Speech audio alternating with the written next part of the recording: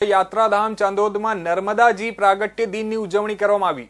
બપોરના 12 વાગ્યે પ્રાગટ્ય સમયે ચાંદોદના સમસ્ત બ્રાહ્મણો ગ્રામજનોએ માં નર્મદાજીની મહાઆરતી સાથે પૂજન કર્યું હતું। મધ્યપ્રદેશના મૈકલ પર્વતમાંથી નીકળી ભરૂચના દરિયાને મળતા અને આખાય ગુજરાતની જીવાદોરી એવી નર્મદાજીનો મહાસુદ સાતમે પ્રાગટ્ય દિન હોવાથી ડભોઈ તાલુકાના દક્ષિણ પ્રયાગ તીર્થ ક્ષેત્ર ચાણોદ ખાતે નર્મદા જયંતિની ધામધૂમથી ઉજવણી કરવામાં આવી હતી। નર્મદાજીના 12 વાગ્યે પ્રાગટ્ય સમયે ચાણોદના સમસ્ત બ્રાહ્મણો નગરજનો ભક્તો દ્વારા નર્મદાજીની મહાઆરતી પૂજન કર્યું હતું। સાથે ચાણોદના સમસ્ત બ્રહ્મ સમાજ નાવિક શ્રમજીવી મંડળમાં નર્મદે હર ગ્રુપ રેવા ભક્તિ સંગઠન દ્વારા વહેલી સવારે પ્રભાત ફેરી ત્યારબાદ નર્મદા યાગ મહાઆરતી કરવામાં આવી હતી।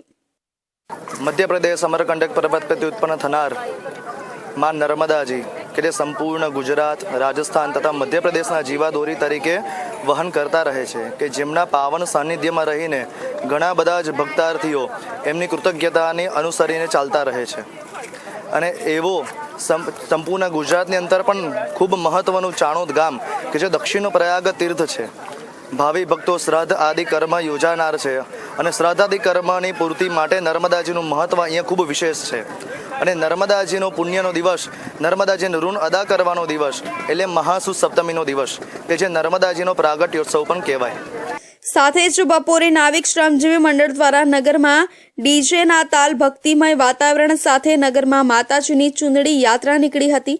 નર્મદાજીને ચુંદડી, કંકુ, શ્રીફળ માતાજીને ભક્તોએ અર્પણ કર્યું હતું અને સાથે જ નર્મદા સ્નાન કર્યું હતું।